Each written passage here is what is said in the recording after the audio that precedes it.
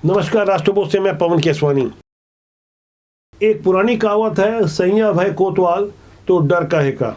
कुल मिलाकर भू माफिया, चोर, बदमाश और स्मगलर किस्म के लोगों के ऊपर राजनीतिक संरक्षण हो या ऐसे ही आपराधिक प्रवृत्ति के लोग राजनीतिक पदाधिकारी बन जाए और सत्ताधारी दल से भी जुड़ जाए, तब तो बात ही कुछ और होगी। छत्तीसगढ़ के बिलासपुर में अकबर नामक एक भू माफिया की गिरफ्तारी हुई है। वो कांग्रेस का पुराना महासचिव था। गिरफ्तारी के वक्त उसने बुर्के लगाए हुए थे। ये खबर 2 दिन पुरानी है, लेकिन इस खबर के पीछे का जो सच है उसे भी हमें जानना समझना होगा।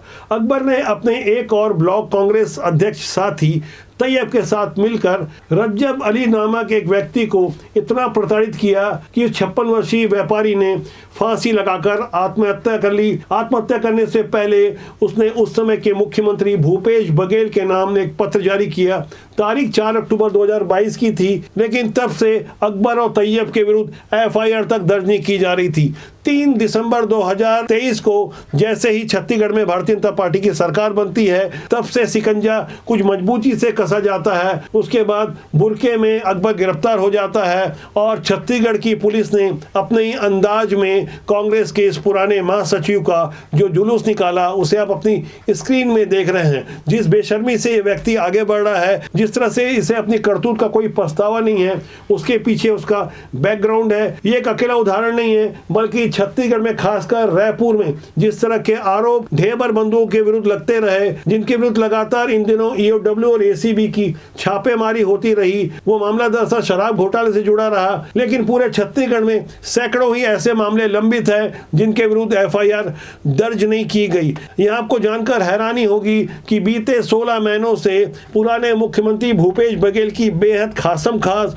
और उनकी उप सचिव सौम्या चरसिया 16 महीने से जेल में हैं। उन्होंने रायपुर की स्पेशल कोर्ट में फरियाद की है कि मुझे बच्चों के खातिर जमानत दे दी जाए। लेकिन प्रश्न यहाँ यह भी उठता है कि इतने लंबे समय से वो जेल में क्यों बंद है। 500 करोड़ से ज्यादा का जो कोल स्कैम हुआ, कोयले में प्रति टन 25 रुपए की वसूली वाले मामले में उनके विरुद्ध इतने मजबूत साक्ष्य हैं, जिसमें साफ तौर पर वो आरोपी नजर आ रही हैं। उनके विरुद्ध दबाव इस बात का है कि वो अपने साथियों का, यानी जिनको पैसे पहुंचाए गए, उनका नाम न लें। 2 आईएएस अधिकारी रानू साहू और समीर बिश्नोई पहले इस मामले में लगातार जेल में हैं। उनका लगभग करियर खराब हो गया है। ऐसे ही घपले घोटालों को छत्तीसगढ़ की जनता ने समझा और विधानसभा चुनाव में जो परिणाम दिए उसका अंदाजा कांग्रेस को भी नहीं था। लेकिन हमारे पास जो एक मजबूत जानकारी चल कर आ रही है वो लोकसभा चुनाव के दौरान की है, जिसका नतीजा 4 जून को स्पष्ट रूप से चुनाव परिणाम के रूप में देखने को मिल सकता है।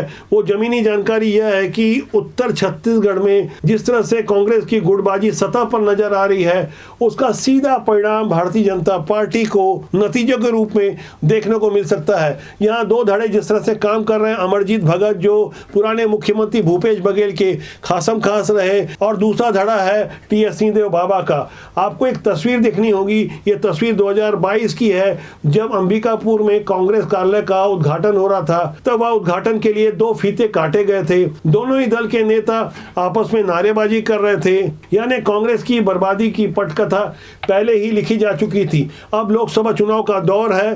भूपेश बघेल राजनांदगांव से प्रत्याशी हैं और वो खुद को बचाने के लिए राजनांदगांव तक सीमित हो गए हैं। वहीं पूरे छत्तीसगढ़ में कांग्रेस के हजारों कार्यकर्ता कांग्रेस छोड़कर भाजपा में प्रवेश ले रहे हैं। दरअसल जहां वैचारिक अवमूल्यन होगा, तब इसी तरह के परिणाम सामने आएंगे। कांग्रेस छोड़ने वाले ऐसे ही कुछ नेताओं से हमने बात की, तो किसी ने प्रभु श्री राम के अपमान की बात को बताया, तो किसी ने राहुल गांधी का नाम लेकर सीधे तौर पर वैचारिक रूप से पार्टी के भटक जाने का आरोप लगाया। अलग अलग कारणों से हजारों लोगों का हृदय परिवर्तन हो रहा है। यह हृदय परिवर्तन अचानक हो रहा है या कोई और कारण है? खासकर छत्तीसगढ़ के लिए क्या कोई एक बड़ा कारण भूपेश बघेल है? ये बातें हम इसलिए कह रहे हैं क्योंकि छत्तीसगढ़ का सबसे बड़ा चेहरा भूपेश बघेल खुद को बना चुके थे। जिस तरह से छत्तीसगढ़ के सरकारी जनसंपर्क मंत्रालय का इस्तेमाल वो खुद के प्रचार के लिए कर रहे थे, लगातार अरबों रुपए जनता का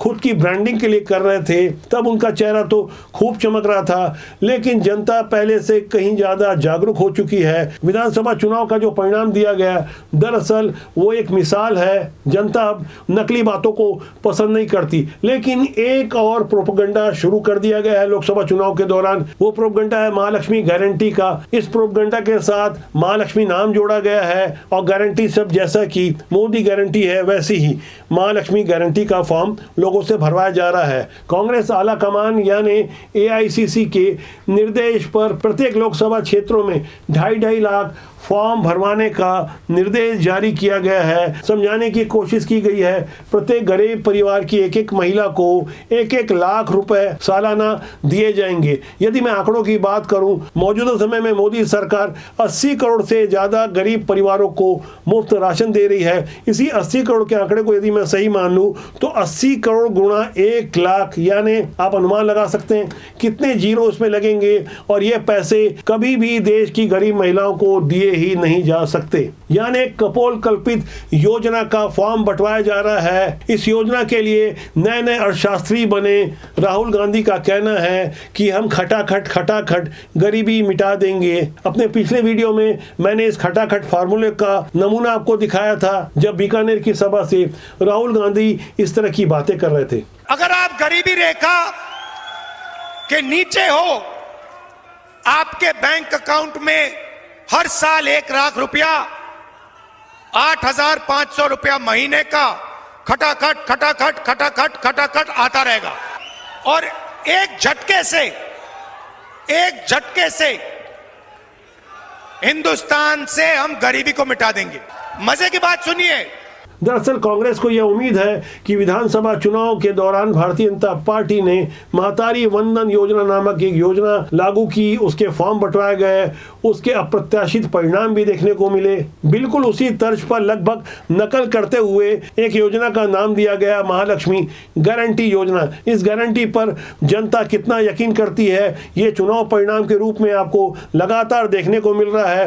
राहुल गांधी के नेतृत्व में करीब 20 चुनाव हारने के बाद एक बार फिर से राहुल गांधी की एक तरह से लॉन्चिंग हो रही है। हालांकि वो इस वक्त कांग्रेस के अध्यक्ष नहीं है, लेकिन सर्वे सर्वा है। इस तरह के चुनावी प्रोपेगेंडा का जनता की ओर से कैसा रिएक्शन आता है यह तो 4 जून को चुनाव परिणाम के रूप में देखने को मिलेगा। लेकिन यहाँ यह भी गौर करने वाली बात है कि गरीबी हटाओ का नारा आजादी के बाद इंदिरा गांधी की ओर से दिया गया, उसके बाद कांग्रेस की ओर से राजीव गांधी, नरसिम्हा राव की सरकार हो, चाहे मनमोहन सिंह की सरकार हो, और उससे पहले नेहरू की जब भी सरकार थी तब भी गरीबों को लेकर जिस तरह की राजनीति होती रही वो एक आजमाया हुआ सेलेक्टेड फार्मूला रहा जिस पर आज भी कांग्रेस को यकीन है। 2019 का तो चुनाव आपको याद होगा, लोकसभा चुनाव के दौरान खासकर राहुल गांधी काफी बढ़ चढ़कर दावा कर रहे थे कि हम प्रत्येक परिवार को सालाना 72,000 रुपए देंगे।